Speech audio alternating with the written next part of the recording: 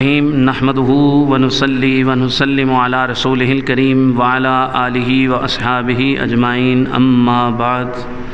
محترم حضرات، آج کا ہمارا سبق جس کا موضوع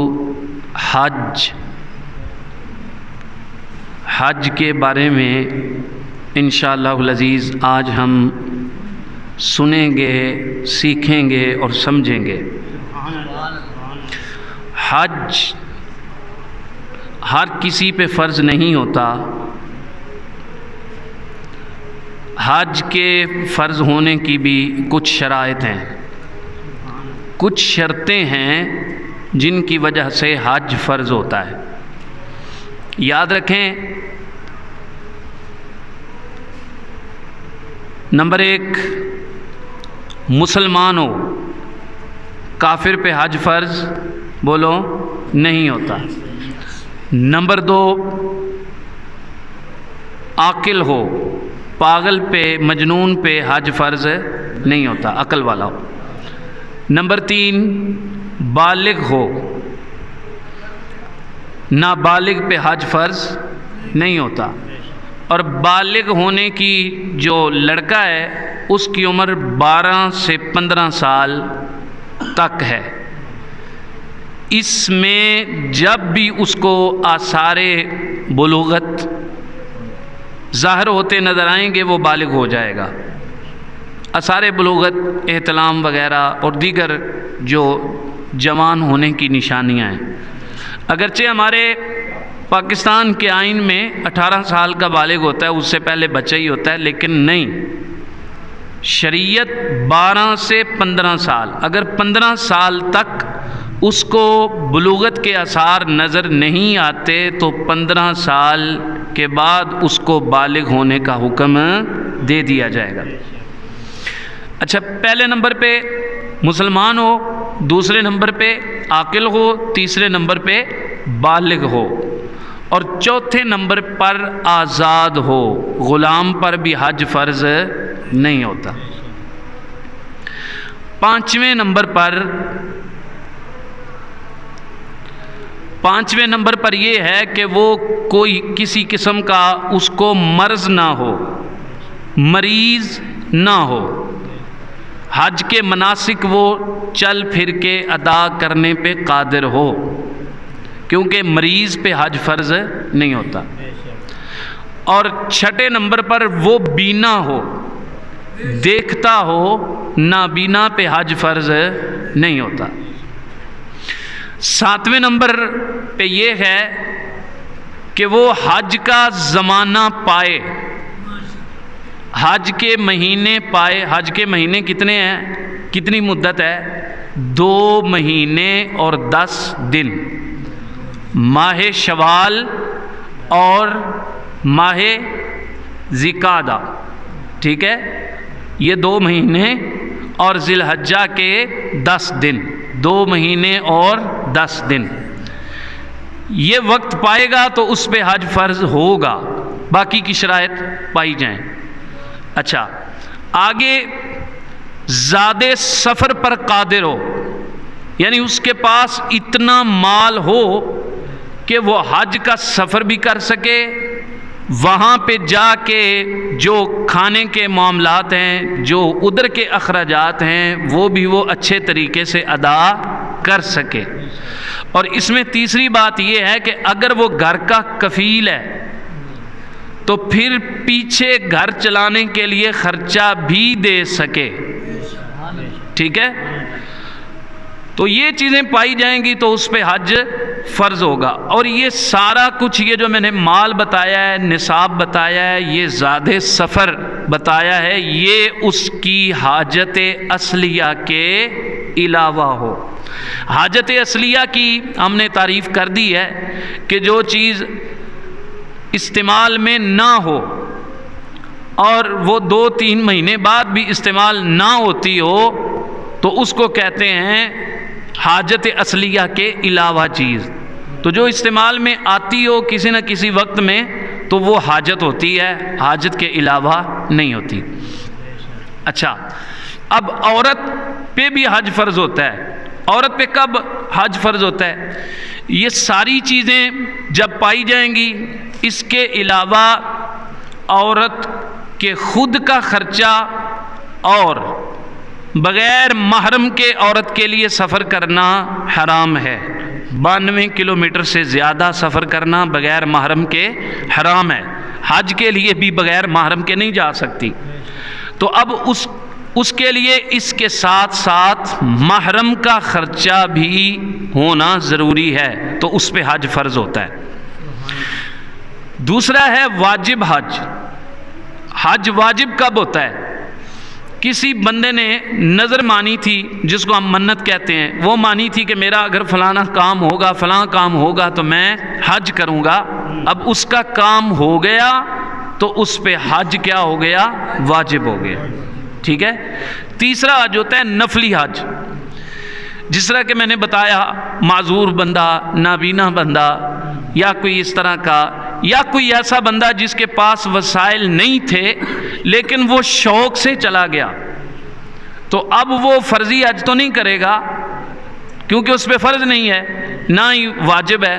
اب جو وہ حج کرے گا ادا تو ہو جائے گا، اس کو کون سا حج کہیں گے؟ نفلی حج۔ ٹھیک ہے۔ اچھا، اب حج کی 3 قسمیں ہیں۔ کتنی قسمیں ہیں بھائی؟ یہ ضروری علم ہے، اس کو یاد رکھنا ہے۔ سب سے پہلی قسم ہے حج قران۔ کون سا حج؟ حج قران۔ اور دوسری قسم ہے حج تمتع، اور تیسری قسم ہے حج افراد۔ ٹھیک ہے۔ ان کا تھوڑا تھوڑا فرق بھی بتا دیتا ہوں۔ حج قران اس کو کہتے ہیں جس میں احرام عمرے کا اور حج کا اکٹھا باندھا جائے گا، اکٹھی نیت کی جائے گی۔ بندہ جائے گا احرام باندھ کے، اور ادھر جا کے عمرہ شریف کر کے احرام نہیں کھولے گا، اسی احرام کے ساتھ 8 ذی الحجہ تک وقت گزارے گا، پھر 8 ذی الحجہ کو حج کے جو مناسک ہیں ان کو ادا کرے گا۔ دوسری قسم ہے حج تمتع، جو عام طور پہ ہمارے پاکستانی اور دیگر ممالک والے ادا کرتے ہیں۔ یہ آسان ہے، حالانکہ حج قران جو ہے یہ سب سے افضل ہے، اور نبی کریم صلی اللہ علیہ وآلہ وسلم نے اپنی ظاہری حیات میں ایک ہی حج فرمایا ہے، اور وہ حج قران تھا۔ حج تمتع کیا ہوتا ہے؟ اس میں بندہ نیت کرتا ہے عمرے کی۔ یہاں سے کوئی بندہ گیا، 1 مہینہ پہلے پہنچ گیا یا 15 دن پہلے پہنچ گیا، ادھر سے احرام باندھ کے نیت کر کے عمرے کی جائے گا، ادھر جا کے عمرہ شریف کرے گا، عمرہ کر کے احرام کھول دے گا، احرام کی پابندیوں سے آزاد ہو جائے گا۔ اب 8 ذی الحجہ کو حج کا نیا احرام نئے طریقے سے نئی نیت سے پہنے گا۔ ٹھیک ہے۔ یہ ہوتی ہے حج تمتع۔ اور ایک حج ہوتی ہے حج افراد، جس میں صرف حج ہی کا احرام باندھا جاتا ہے، اس میں صرف ایک طواف کرنا ہوتا ہے، وہ بھی فرض یا واجب نہیں ہوتا، وہ سنت ہوتا ہے۔ اس طواف کے بعد پھر حج کے مناسک ادا کرنے ہوتے ہیں، اس میں عمرہ نہیں ہوتا۔ اور یہ حج اکثر علماء، بعض علماء یہ کہتے ہیں کہ صرف یہ مکہ والے ہی کر سکتے ہیں۔ پر الحج کوئی بھی ہو، پہلے حج نہ کرنے کی وعید سن لیں۔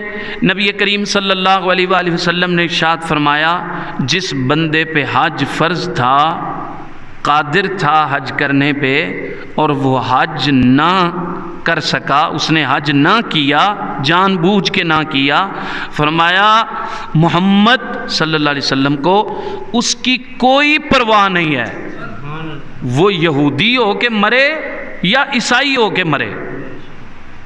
یہ میرے آقا نے فرمایا، اتنی سخت وعید ہے جس پہ حج فرض ہو اور وہ حج نہ کرے۔ اب سنیں حج کی فضیلت۔ نبی کریم صلی اللہ علیہ وآلہ وسلم نے ارشاد فرمایا، جس نے حج کیا بیت اللہ کا، حج کرنے کے بعد حضور نے فرمایا وہ فحش کلامی سے بچا رہا گناہوں سے بچا رہا حج کر کے، جب فارغ ہوگا تو گناہوں سے اس طرح پاک ہو جائے گا جیسا اس کی ماں نے اس کو آج ہی جنم دیا ہے، ایسا گناہوں سے پاک ہو جائے گا۔ یہ حج کی فضیلت ہے۔ اور حاجی کرنے کے لیے، حاجی بلوانے کے لیے، حاجی کہلوانے کے لیے حج کرنا یہ دکھلاوا ہے، اور دکھلاوے کے لیے عبادت کی ہوئی رائے گاہ جاتی ہے، قبول نہیں ہوتی ہے۔ یہ بھی ذہن میں رہے، اور یہ بھی ذہن میں رہے کہ حج کرنے والے کو کیا کہتے ہیں؟ حاجی۔ کیا کہتے ہیں؟ حاجی کا معنی کیا ہے؟ حج کرنے والا۔ بولے ذرا، حاجی کا معنی کیا ہے؟ حاجی کا معنی حج کرنے والا۔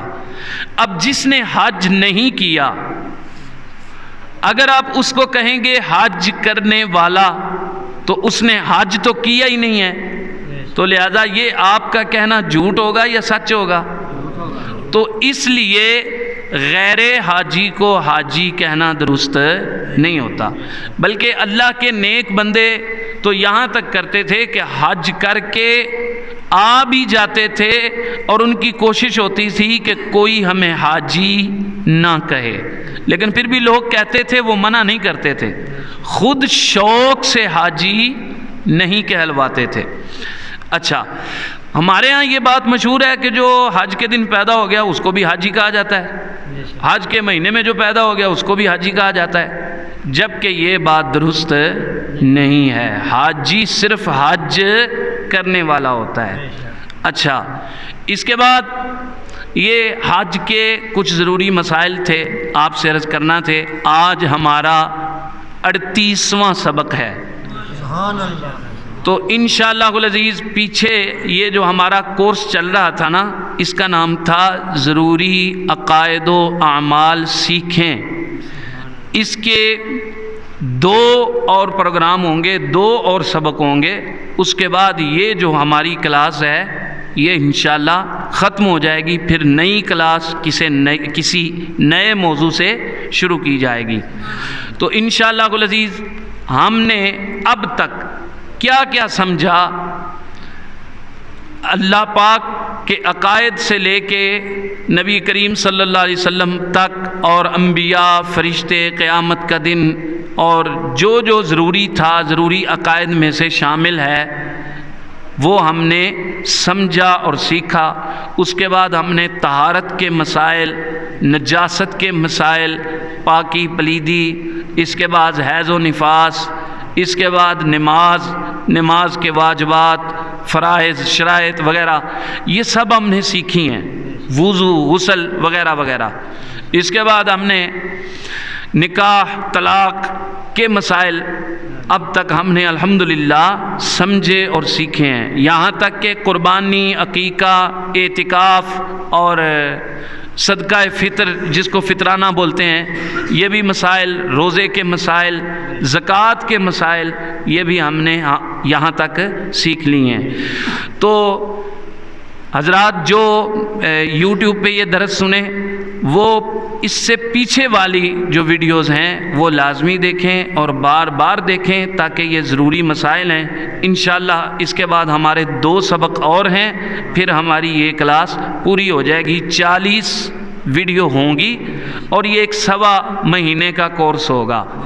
اگر کوئی بندہ کرنا چاہے تو روزانہ کی ایک سن لیا کرے اور اس کو یاد کر لیا کرے، تو انشاءاللہ اس کو آپ فرض علوم کورس کا نام بھی دے سکتے ہیں کہ یہ فرض علوم ہے، اور یہ ہر انسان کے لیے، مسلمان کے لیے سیکھنا ضروری ہے۔ اللہ کریم کی بارگاہ میں دعا ہے، اللہ کریم ہم سب کو علم دین سیکھنے کا شوق، جذبہ، ہمت عطا فرمائے، اور علم آگے پہنچانے کی اور عمل کرنے کی بھی توفیق عطا فرمائے۔ وما علیہ الا البلاغ۔